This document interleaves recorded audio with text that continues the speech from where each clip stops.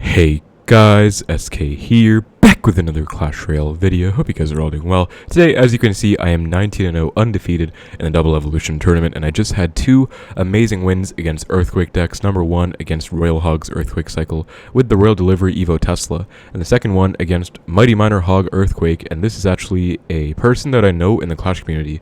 As you can see on his profile, he has some incredible finishes, 2 top 100s in both the global tournaments and on ladders, so just wanted to do a quick video for the second channel here, analyzing these two games to basically give you guys a mini breakdown against Earthquake matchups and how to beat them with Xbow Cycle, because I do feel like I played both of these basically perfectly. And again, this guy B is pretty much like a semi-professional player. I think his main deck is Goblin Drill, but you saw he has a top 100 ladder finish, so I mean that obviously just speaks to some level of his skill. So this is literally a win of Xbow versus Hog Earthquake, the most common Hog EQ deck in the meta, with Mighty Miner, Evo Tesla, Evo Firecracker, and against a top 100 ladder finisher. So really nice win, and I do want to start out with this one. So basically, the biggest tip I can give you against Hog EQ is that you have to know the macro playstyle of the matchup, and that is to say, like, when to Xbow, how to play your Xbows, and how to play the game overall. Macro is more about big picture decision making. Micro is more about small picture defenses and micro interactions, if that makes sense. So right here,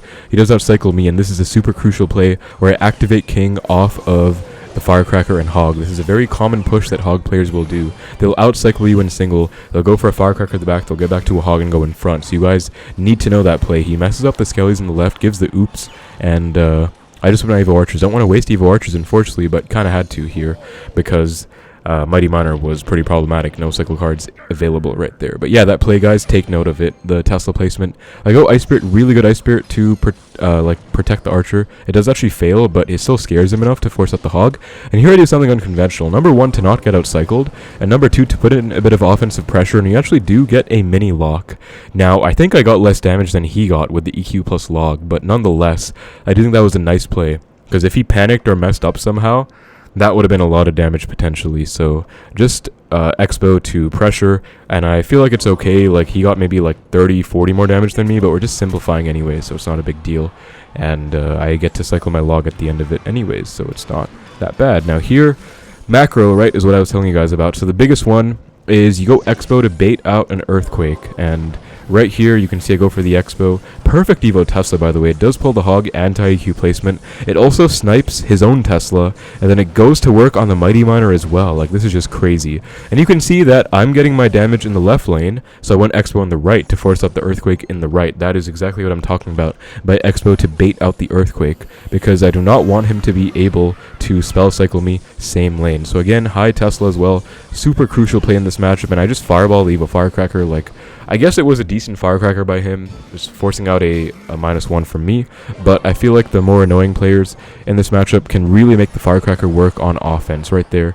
I just took the straight up Fireball and it was worth it. So he goes for this play, and this is actually where it gets scary, because they do have a 3-card cycle to try and abuse. So I just get back to my Evo Archers and instantly play them. I made this mistake, guys, in a match. I think it was live on stream, and someone pointed out, why didn't you use your Evo Archers? And I was actually, you know what, you're right, I should have used them. So right here, I actually learned from my own mistake, and when he's trying to outcycle you like that, first you go pre-Tesla right away. Second, you go with your Evo Archers if you can, to just melt the entire push and work very well, so you don't have to waste a Tesla and you won't get outcycled. Now I'm going for a really good pressure, and I've actually outcycled him. He goes for this Tesla, goes for the log, he's about to go for the EQ, and since he EQs, I think I just naked fireball back. Yup, exactly. So as you guys can see, really good pressure by me, outcycling the Earthquake. Like, you want to go opposite lane for the most part, but now we've basically solidified that we're going same lane, right? I only went Xbow on the right a few times to bait out an Earthquake, but I was never really going in there with the intention to take the right side tower. My intention was always spell, cycle, and defend in the other side. So here,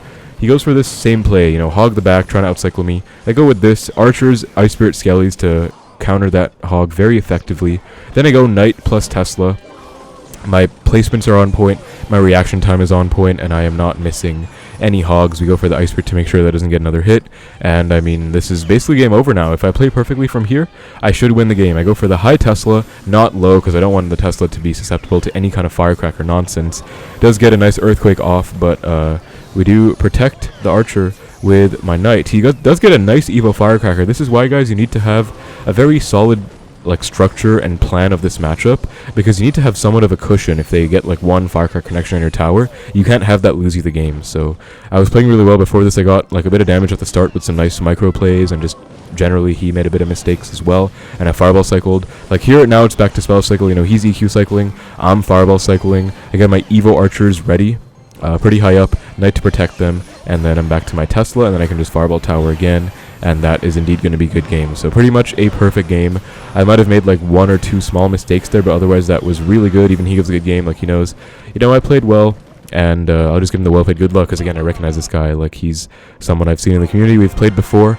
I just got really mad when I played against him before, because it was like one of my top 50 GT runners. He was one of my losses. Like it was like Goblin Drill, Evo Knight, Golden Knight, something annoying. But anyways, that was a perfect win.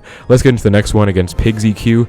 Very similar matchup, but also not, because this one you don't have the firecracker to worry about. So again, guys, Hog EQ summary. Know your macro plays. Xbow opposite to pressure and force out an earthquake, but the goal is to spell cycle them ultimately. I forgot to say that, but spell cycle with fireballs like here and there. And that's literally what I did if you watch that match. And then also like perfect micro defense. Don't let them outcycle you with that hog the back play. And then also catch the firecrackers, and most importantly as well, activate king as early as possible. If you can, that's going to be a huge difference maker against those hog riders, because in that match I lost, I didn't have an activated king as well, and that actually ended up costing me like 2 hog hits when I thought I would be able to defend, and I just wasn't. So goes for a nice like annoying log. And I don't know what this deck is actually. We see the earthquake, and I'm like, okay, it's probably like Hog EQ or Pigs EQ, I guess. Like, I hope it's not Royal Giant or EQ.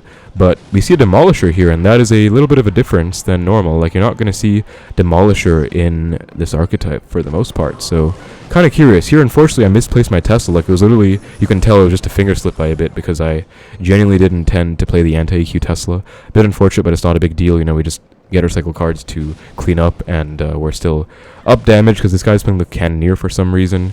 I have seen a fair amount of Cannoneer players, like way more than Duchess, I guess, but I do think Princess Tower is definitely the best tower, and I also think it's in a great spot. Like, I hope they keep the game this way, you know. I do take the Ice Spirit there. I could have gone Knight, but I didn't want to overcommit, and now I think I can Xbow. Xbow pressure is pretty important in this matchup, guys. I think I go Knight as well to predict. No, I don't. Okay, actually, I think it's actually good that I didn't. I go for the log, though, to maybe catch him off guard, and Ice Spirit for the Demolisher. And then we're going to force something out by this guy, otherwise we're going to get a lock. He actually does just let me get a lock here, so he goes for the log late. But he kind of panicked there, I guess, and we protected our Xbow well. You know, we went for that nice log on that Tesla to kill it, and then he just kind of panicked. So nice little early damage lead to start this match out. But you will see what I'm talking about. This game is all about macro plays as well.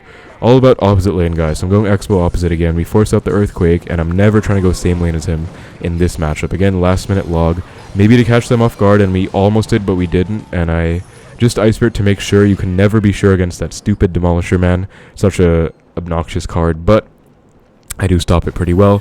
And now this is the biggest macro play of this matchup, way more than Hog EQ. In this Pigs EQ matchup, you want to go for the pre-Tesla very often, because it's actually quite oppressive. You can see he literally has no play into this. He goes like delivery, like he's just not sure what to do. He's literally like panicking, like mid-match. He's leaking elixir. He's like, dude, that Evo Tesla's just sitting there like oppressing me. What do I do? And he just continues to just feed it value. So now I can go in. If you have a healthy Tesla surviving, you can just go in. And he does get his own Evo Tesla down. I get a few ticks because he kind of panicked there. But Evo Tesla is obviously one of the best Xbow counters. I can't really deal with that, so I just let it go. Pre-Tesla once more. I do get a nice fireball off on the pigs. So guys, if they go with this huge push, like overcommit type push, right? Like pigs, all cycle cards, Demolisher as well, or sometimes it can be an Archer Queen, not that big of a difference. You do want to get that fireball off on the pigs, especially if they go for like the high EQ on your Tesla as well. So that's another macro play you want to, or micro play, I guess you want to keep an eye out for. This Archer is alive, which is kind of crazy, but now I think I can go in. So you guys will notice my Xbow timing, right? If I have a surviving pre-Tesla in this matchup, then I can go and I predict the Demolisher with my Knight this time successfully, force out an EQ, and I do almost get a lock, but just barely, but I go for this beautiful play, as you can see. Tesla to make the pigs jump, Xbow retargets onto the tower. He was not ready for that, and that is like 400-500 damage, if not more, and I call a good game, because that is just literally a good game. That's a play that you guys have to know as well. If they go pigs in the middle to stall at your Xbow, don't let them get away with it. Literally just go for your Tesla to make them jump, and Xbow will retarget. It's such a nice play to make. And now, like, I just fireball. You can fireball on defense against pigs if you're not like down damage and you don't need to fireball cycle. It's a totally safe and acceptable play. Again, pre-Tesla. log, and he's like, he has to choose if he wants to like EQ the high Teslas, which he starts doing, by the way, like not bad. I have to give him props. But you can see the other benefit of pre-cycling them is that you can get multiple down in like a very short period of time. You're basically not going to get out-cycled. So I go Xbow right now.